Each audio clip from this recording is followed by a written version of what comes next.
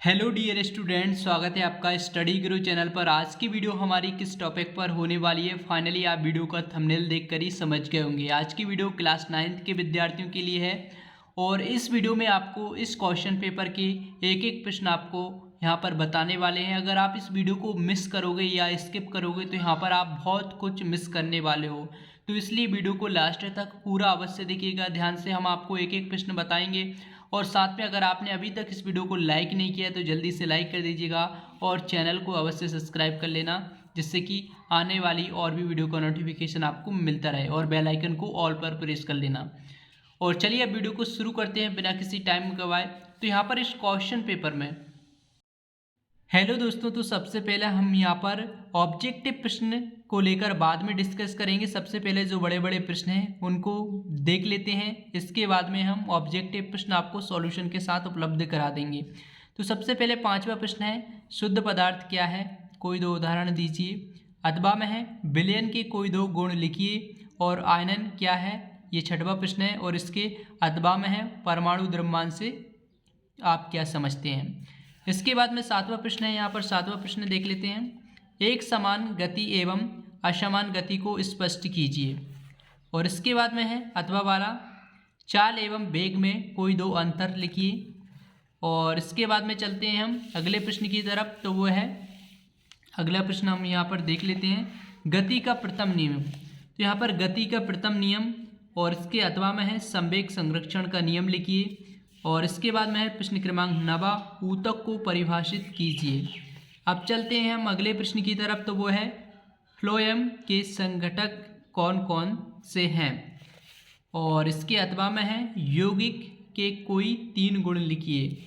यौगिक के कोई 3 गुण लिखिए। इसके बाद में है अथवा में, निम्नलिखित को आप किस प्रकार पृथक करेंगे, केवल विधि का नाम आपको लिखना है। यहाँ पर आपको 2 यहाँ पर ऑप्शन देखने को मिलेंगे, दही से मक्खन को, अमोनियम क्लोराइड को सोडियम क्लोराइड तथा अमोनियम क्लोराइड के मिश्रण से। और अब चलते हैं हम अगले प्रश्न की तरफ, तो अगला प्रश्न है हमारा, इसमें तीसरा भी ऑप्शन है, जल से तेल को।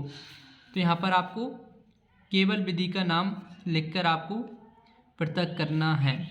और इसके बाद में हम चलते हैं अगले प्रश्न की तरफ, तो अगला प्रश्न हमारा देख लेते हैं, अगले पेज में है, वो है आपका पोटेशियम परमाणु क्रमांक 19 की परमाणु संरचना का आरेख आपको बनाना है। इसके बाद में हाइड्रोजन के 3 समस्थानिकों के नाम आपको उनके परमाणु क्रमांक एवं परमाणु द्रव्यमान के साथ आपको लिखना है। इसके बाद में है हमारा अगला प्रश्न, वो है 12वां, न्यूरॉन का नामांकित चित्र बनाइए। इसके बाद में है प्रारूपिक जंतु कोशिका का नामांकित चित्र बनाइए। और इसके बाद में औसत चाल से आप क्या अभिप्राय है, इसका सूत्र आपको लिखना है। और इसके बाद में है, एक समान वृत्तीय गति को परिभाषित कीजिए एवं उसके 2 उदाहरण आपको लिखना है। अब चलते हैं हम अगले प्रश्न की तरफ, तो 14वां है, जीवों के लिए जल क्यों आवश्यक है, वो भी आपको लिखना है। और वायु प्रदूषण के कोई 3 प्रमुख कारण आपको लिखना है। और निम्नलिखित यौगिकों के आणविक द्रव्यमान का परिकलन यहाँ पर CH4 और H2O, इसको आपको करना है। अब चलते हैं हम अगले प्रश्न की तरफ, तो इसका अथवा भी है, इसके अथवा में भी आपको निम्नलिखित यौगिकों में विद्यमान तत्वों के नाम आपको लिखना है। Potassium sulphate, iron sulphate, magnesium chloride और यहाँ पर हाइड्रोजन ब्रोमाइड। तो यहाँ पर सल्फाइड है, सोडियम सल्फेट बोला है। और इसके बाद में 16वां है, प्रोकैरियोटिक एवं यूकैरियोटिक कोशिका में आपको 4 अंतर लिखना है। और इसके बाद में प्लाज्मा झिल्ली को वर्णनात्मक पारगम्य झिल्ली क्यों कहते हैं। और इसके बाद में है 17वां प्रश्न, द्रव्यमान एवं भार में अंतर लिखिए। और इसके बाद में है गुरुत्वाकर्षण के सर्वाधिक नियम का महत्व लिखिए। और इसके बाद में है 18वां, धनात्मक एवं ऋणात्मक कार्य को समझाइए।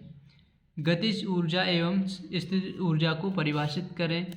और इसके बाद में है, ऐसे 4 कारण लिखिए जिससे आप सोचें कि आप बीमार हैं।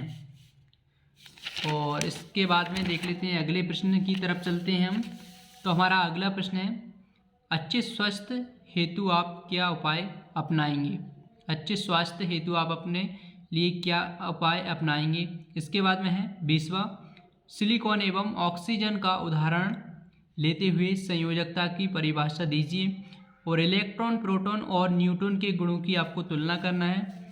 इसके बाद में 21वां है, पौधों में एपिडर्मिस की भूमिका लिखिए। और इसके अथवा में है, आरेखित पेशी का नामांकित चित्र बनाइए। हृदय पेशी के 3 विशेषताएं आपको लिखना है। और इसके बाद में प्रश्न क्रमांक 12 जो कि आपका न्यूमेरिकल रहेगा। तो अगर आप चाहो तो इसको सॉल्व कर सकते हैं, नहीं अगर सॉल्व करना ना है, अगर आपके न्यूमेरिकल आता है तो इसके लिए आपको क्या करना है, आप अथवा वाला भी देख सकते हैं। जब किसी छड़ से एक दरी कारपेट को पीटा गया जाता है तो धूल के कण बाहर आ जाते हैं, स्पष्ट करें। और क्रिकेट बॉल को कैच करते समय मैदान में क्षेत्रक अपने हाथों को पीछे की ओर खींच लेता है, क्यों? तो यहाँ पर आपको कारण बताना है, इसको भी आप कर सकते हैं। अगर आपको न्यूमेरिकल क्वेश्चन सवाल वगैरह आपको फिजिक्स वाले नहीं करने आते हैं तो आप इसको कर सकते हैं। और इसके बाद में हम ये पूरे क्वेश्चन हो चुके हैं। तो फाइनली अब आपको बता देता हूँ, लेकिन आप ये न सोचना कि सिर्फ आपको यही पढ़कर जाना है, ये सभी क्वेश्चन हमने बताए हैं। तो ये इंपॉर्टेंट क्वेश्चन के तौर पर आप पढ़ें इस क्वेश्चन पेपर में दिए गए सभी क्वेश्चनों को। और बाकी की जो तैयारी है और इस क्वेश्चन पेपर के ऑब्जेक्टिव प्रश्न वो आपको वेबसाइट studyguru.com वेबसाइट पर मिल जाएंगे, तो वहाँ से ऑब्जेक्टिव प्रश्न की भी तैयारी कर सकते हैं। और इस क्वेश्चन पेपर में दिए गए सभी क्वेश्चनों को आप याद कर लीजिएगा और इसके अलावा भी अपनी तरफ से पूरी तैयारी रखना।